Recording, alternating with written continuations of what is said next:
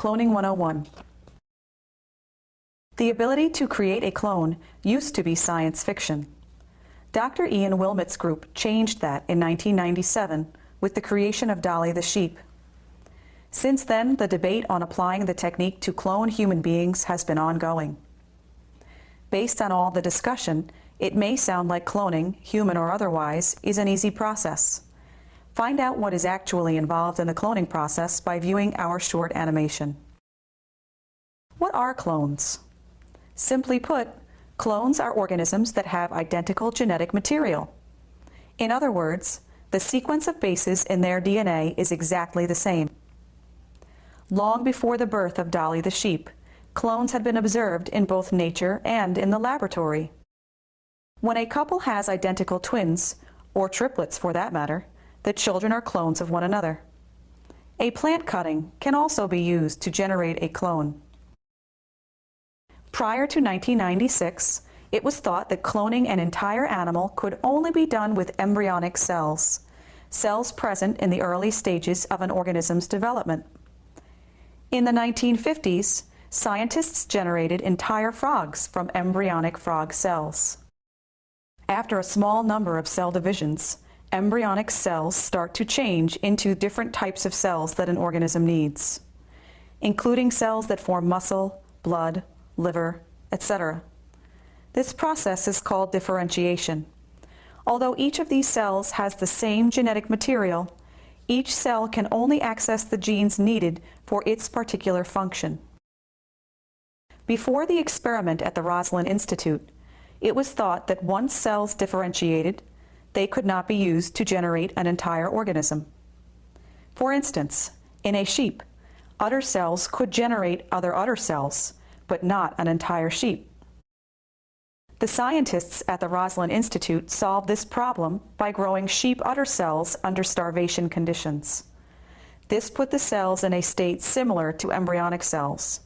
This is called the G0 state.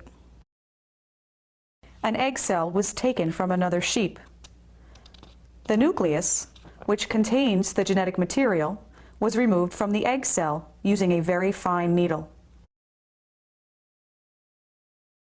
They then used electric shock to fuse one starved udder cell with one nucleus-free egg cell. They made 277 of these fused cells. Although the egg cell came from a black-faced sheep, notice that the nucleus with the genetic material came from the white-faced sheep. These fused egg cells were then inserted into several different sheep. These surrogate mothers were also black-faced. Of the 277 fused cells, only one progressed to form a developed lamb. Dolly was born on July 5, 1996. Scientists found that Dolly had the same DNA as the udder cells she came from. She is a clone of these udder cells.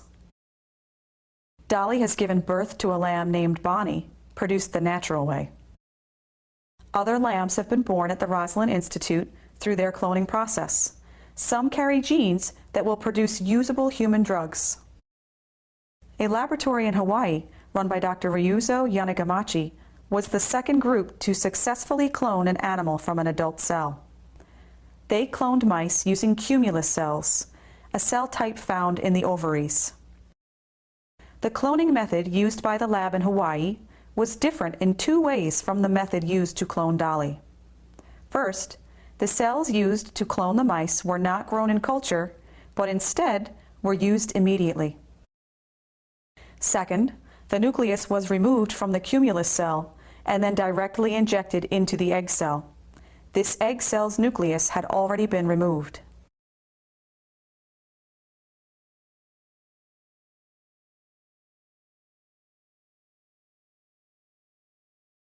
The Yanagamachi lab used coat color to track genetic heritage. The cumulus cell comes from an agouti, brown, mouse, and the egg cell comes from a black mouse. The egg cell now had the same genetic information as the nucleus donor mouse. The egg cell was then activated and implanted into a white host mother.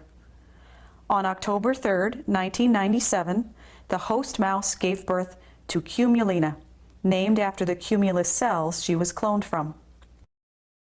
Cumulina is the same color as the mouse that donated the nucleus. DNA fingerprinting confirmed that Cumulina had the same DNA as the nucleus donor. The scientists have taken cells from Cumulina to make more clones. They have successfully made several generations of clones, and all mice seem normal. Dolly the sheep died at the age of 6.